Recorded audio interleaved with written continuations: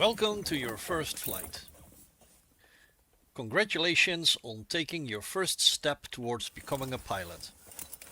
The Cessna-172, that's the aircraft in front of you, is often called the Skyhawk and is perhaps the most beloved and widely used training aircraft in the world.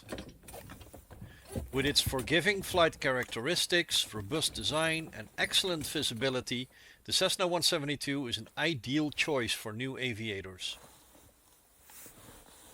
This lesson will guide you through the basics of preparing for flight, understanding the aircraft's controls and instruments, starting and taxiing, performing a simple takeoff, basic maneuvers, and conducting a safe landing. No prior experience is needed, just curiosity, focus, and respect for the skies. Chapter 1: Getting to know the Cessna-172. The Cessna-172 at a glance. High wing, 4-seat, single-engine piston aircraft. Typical cruise speed 120 knots, about 138 miles per hour. Maximum takeoff weight 2,450 pounds. Fuel capacity approximately 56 gallons. Range around 640 nautical miles. Why train in a Cessna-172? Its stability, gentle stall characteristics and straightforward systems make the Cessna-172 a favorite for flight schools and recreational pilots worldwide. Chapter 2: Pre-flight preparation. Before you set foot in the cockpit, preparation is essential. Weather check. Verify that conditions are suitable for training. As a student, you will only fly in good visibility and light winds, Visual Flight Rules or VFR. Flight plan. Plan your route, even if it's just around the local area. Always file your intentions with the appropriate authority or inform someone on the ground. Aircraft documents. Ensure the aircraft's airworthiness certificate, registration, operating handbook and weight and balance data are aboard. Walk around inspection. Systematically inspect the aircraft exterior and interior fuel quantity, oil level, control surfaces, landing gear, lights and the general condition. Cockpit familiarization. Before starting the engine, sit in the left seat and get comfortable with the layout. Locate the primary flight instruments, known as the six-pack, navigation aids, throttle, mixture control, trim wheel and fuel selector.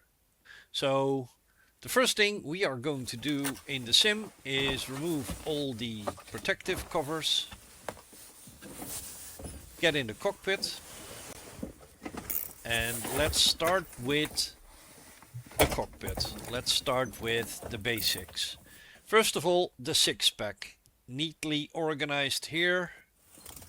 We have the airspeed indicator, artificial horizon, altitude, turn coordinator, directional gyro and vertical speed indicator. Then here we have 2 VORs and 1 DME. These are navigational instruments. On the bottom here, engine RPM, fuel quantity, EGT, which is the the exhaust gas temperature, fuel flow, oil temperature and oil pressure, and the vacuum indicator. On the bottom we have the ignition key, the master switch, which contains the battery and alternator switches. Then here we have the circuit breakers, we have the fuel pump, lights, pitot heat, avionics master. We have the light switches for internal lights. This black knob, this is the throttle. This is the mixture, trim wheel,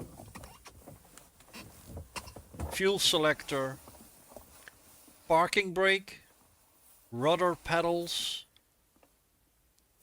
This is called the yoke. This is the transponder, your GPS, your autopilot, which is a basic autopilot, and your navigation, radios, and what else is here? And this is your transponder, autopilot. This is your ADF, and these are your two GPSs. And that's pretty much it. That's all you need to know.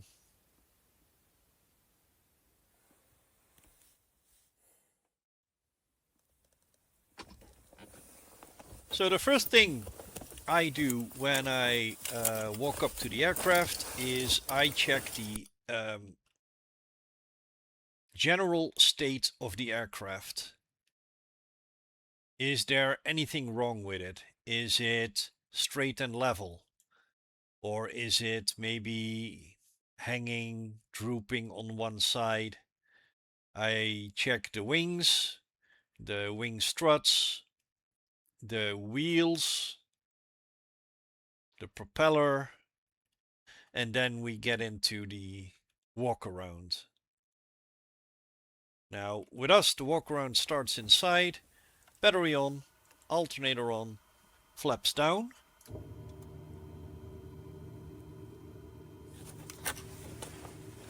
Those are the wing flaps. Check. Then fuel, check. Amps, checked. I switch on all the lights. Get outside. And we start here at the front of the aircraft. And the first thing I do is check the pitot tube. This hole needs to be clear. I check the stall warning opening, that's in here. What you can do is put a cloth over here and blow in it, and you will actually hear the stall warning. Landing light, taxi light, navigation light, strobes. Check the ailerons, pull one down, the other one goes up. Push one up and the other one goes down. And this will roll the aircraft over its longitudinal axis. Then we have the flaps, guide rails, control rod. This is a window that you could, in the real aircraft, can check whether or not this rod is bent. If it's bent, that means that somebody pulled the flaps down at a high speed and the aircraft is unserviceable. Check the horizontal stabilizer, no dents. Check the elevator. This controls your pitch movement. Now on the real aircraft I can actually move this, but it won't let me move the rudder, and the rudder controls the aircraft over the yaw axis, the longitudinal axis.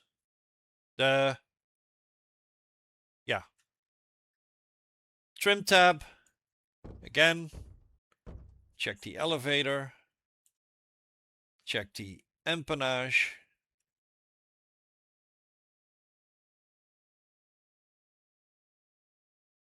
flaps, guide rails, strut, ailerons, again, pull one down, the other goes up, push one up, the other one goes down. Navigation light. So we got a green on the left, looking from the aircraft's direction, green on the right, and red on the left, Remember that, it's important. Tires. Dip. This is the oil dipstick. Oil is good. Check the propeller, the spinner, nose wheel, and we get back into the aircraft. I made one mistake. Namely, I called, let's see if I can, yeah. I called this, so the axis from the rear of the aircraft to the front of the aircraft, the longitudinal axis, but that of course was incorrect. The longitudinal axis is from the top of the aircraft down to the bottom of the aircraft. So the ailerons let you roll, elevator lets you gain or lose altitude, and your rudder will let you yaw. The flaps will increase lift, either during takeoff or during landing. Here in the Netherlands, we don't use flaps for takeoff. We only use them whilst landing. So that's the walk around. Do this every single flight. I don't care if it's your first or last flight of the day. You always do the walk around. If you never miss a walk around, you can never get into trouble. Well, you can still get into trouble, but at least you did your walk around. All right, let's see, because this is a bit crooked now. All right. This goes off, is off.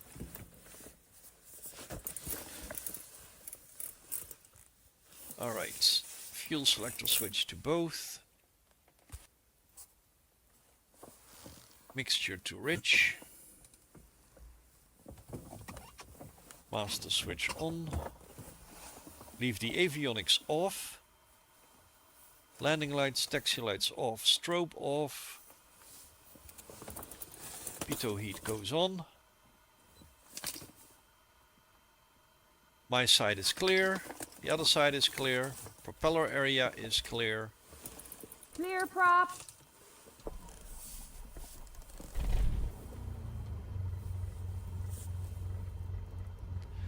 And we have successfully started the engine. Now I can flip the avionics switch. That's not the avionics switch. That's here.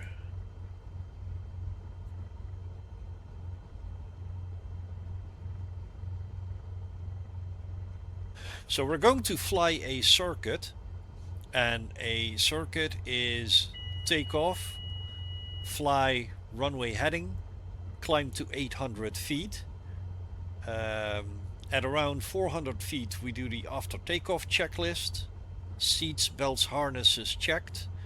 Oil pressure, oil temperature and fuel checked. Then we make a climbing left turn to 800 feet. And 800 feet is the maximum altitude for the circuit. A circuit is like an oval, but without the round corners, so to say. I'll add a picture in the video. We'll wait for the GPS. I'm gonna set the altimeter. 114 feet.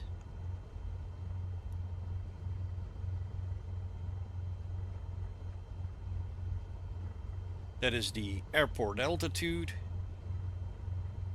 We are going to take off from runway 21.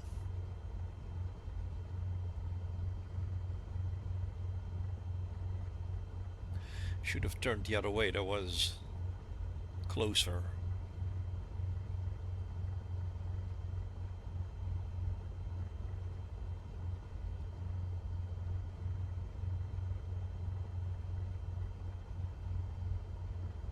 GPSs are on.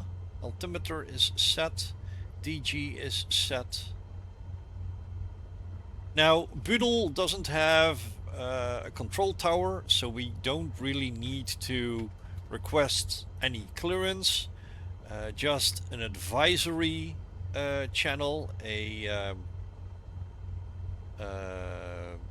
and the only thing we do is advise what our intentions are. So by now I would be saying Papa Hotel November Papa Kilo from the ramp, taxiing to runway 21 for closed circuit. So they know I'm not gonna leave the circuit. Release the parking brake. Throttle up till the aircraft starts rolling. I did remove the chocks, didn't I? No, I didn't. That's a beginner's mistake.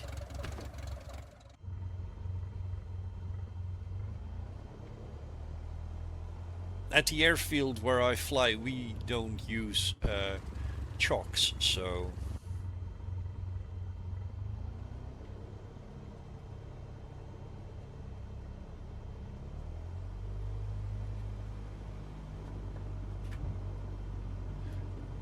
You use rudder to taxi on the ground. You taxi at a speed. Approaching runway 21. That's RAS. You can forget about it. The Cessna doesn't have that. Apparently my say intentions is on.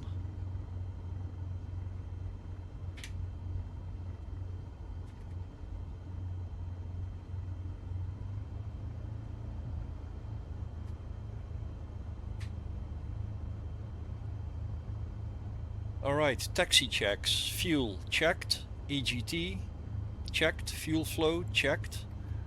Oil temperature and oil pressure checked. Vacuum checked. Amps checked.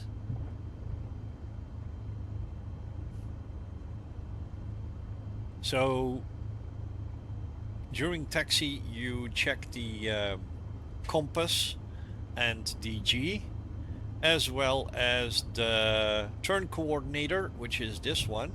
And I'll get into these instruments in more detail in a later episode. But for now, we're just gonna take off, fly a circuit,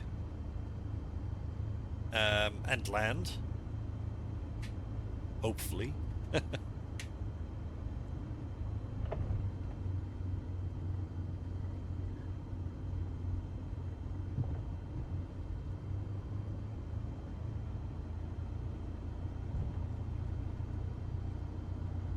So Boodle Echo Hotel Bravo Delta is located in the Netherlands, in the province of Brabant. Is a relatively small airfield, privately owned. It's called Kempen Airport. And probably the biggest aircraft that can land here are business jets. It has a paved runway and a grass runway. Grass runway is for ULVs, ultralight airplanes.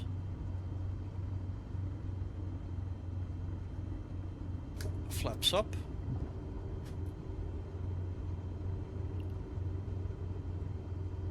Approaching runway 21. Put the nose 45 degrees into the wind, because now we do the run-up checks.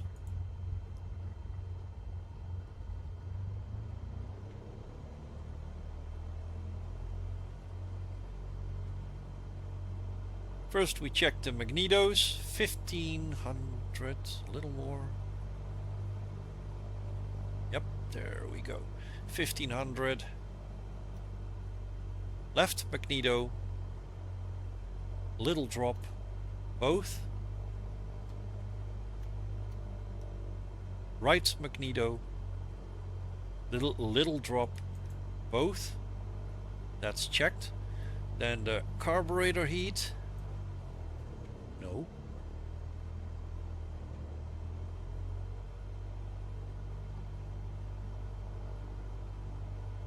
Slight drop. Alright.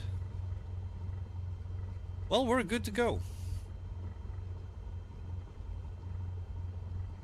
Strobe on. Landing lights on.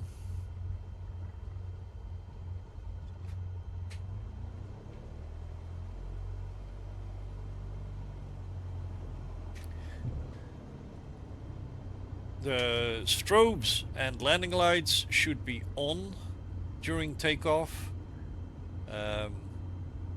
Should be on pretty much during your entire lesson, because we do not fly above 10,000 feet. When you climb above 10,000 feet in an aircraft, you have to switch the landing lights off. The strobes stay on until you have landed and exited the runway.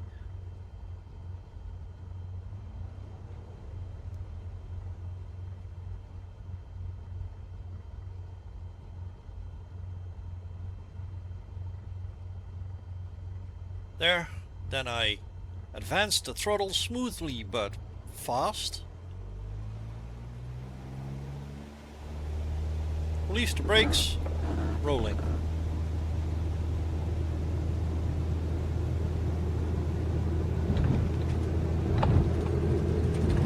Airspeed alive. 40 knots, 50 knots, 60, runway 21 remaining. 70, rotate, 100 feet. airborne. Keep the wings level, trim to relieve back pressure, and maintain a nice nose up attitude, and runway heading. Runway 21, so 210. 400 feet after takeoff checklists. Fuel check, oil temperature check, oil pressure check, vacuum check. After takeoff checklist completes. Then I turn to a heading of 120 and keep climbing to 800 feet.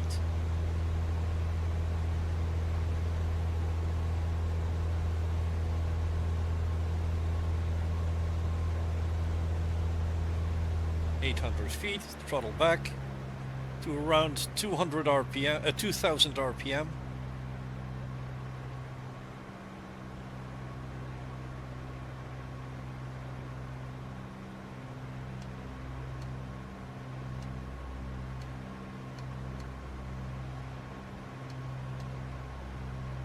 Then turn to 030.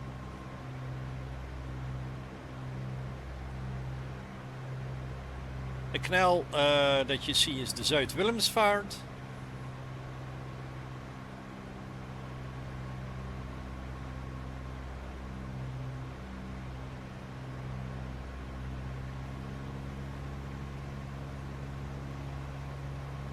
Let's make that 2100 RPM. 030. There's a orange field in the distance. I keep my Approaching runway 3. Caution! Caution! speed indicator right below that orange field. That way I know I'm good. Downwind checklist, check brake pressure, checked.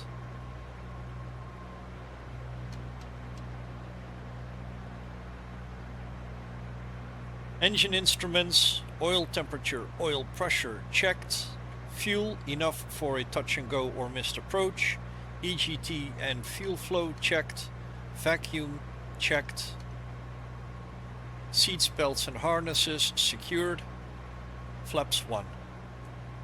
And I'm dipping. I'm not maintaining 800 feet, which is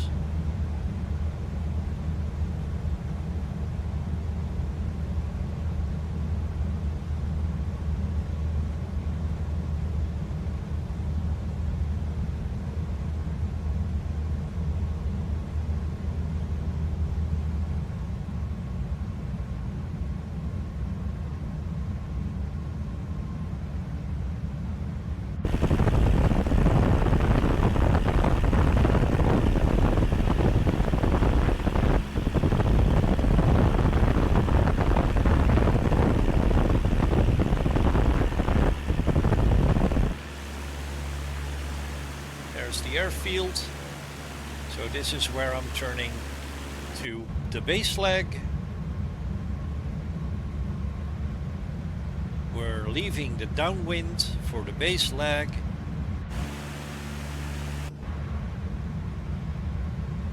That's a heading of 300.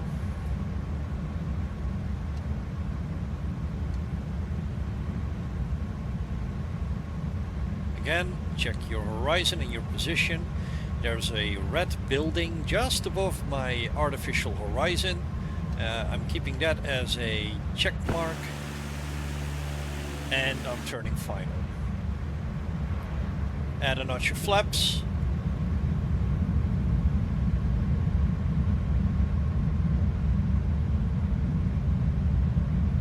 There we go. Nice on the poppy lights. Poppy lights are the 2 white and 2 red lights on the left side of the runway. Final. Flaps full. And I'm ballooning a bit, which means I'm getting too high, too white, too red. This is what you want to see. Approaching runway 21. Caution, And caution. playing with your throttle, you try and keep those lights the way they are, too white, too red. You add throttle, you remove throttle or pull back on the throttle. That's not remove the throttle, but you know what I mean. Translating from Dutch to English is harder than you think at times. There we go, there we go, there we go. It's down a bit.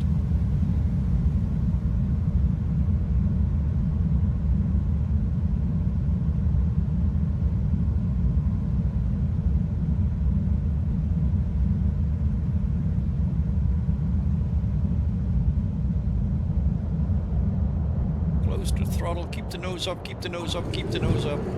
Touchdown. Great job on the flare.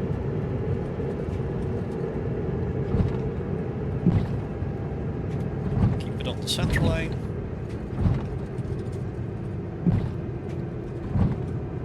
The thumb shoe here are the landing lights.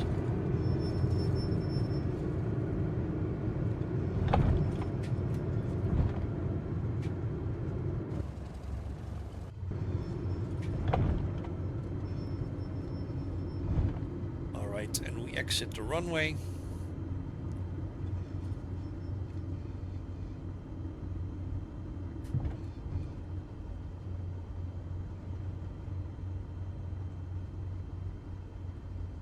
Get rid of those blue arrows. Approaching runway 3. No, I'm not.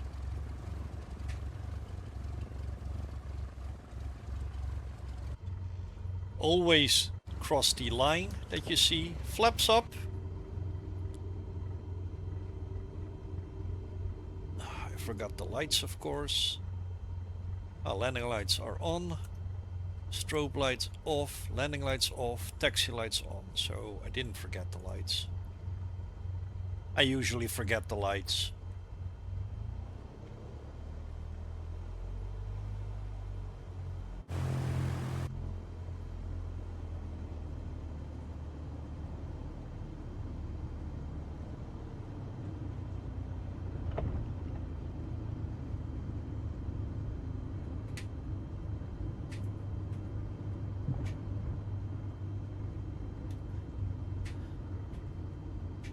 And that is how you fly a closed circuit. In the manuals you can find all the details regarding a closed circuit. I recommend read up on them.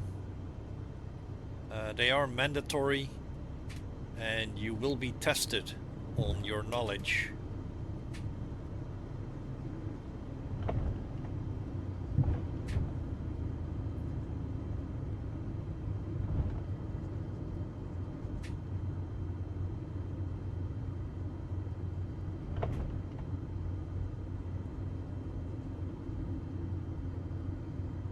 Oh, my arm is hurting.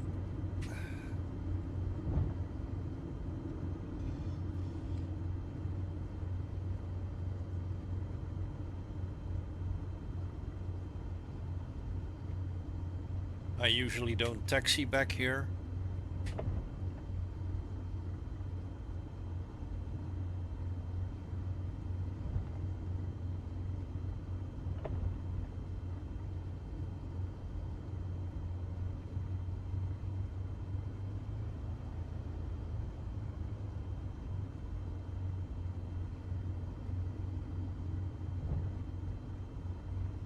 But this is where we started, so...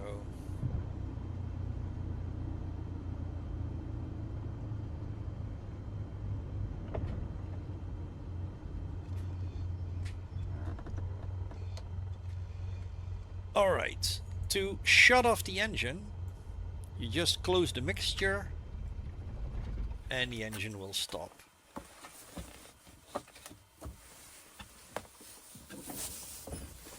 Avionics off, lights off, shut down the battery and alternator and remove the key. That's what we usually do in our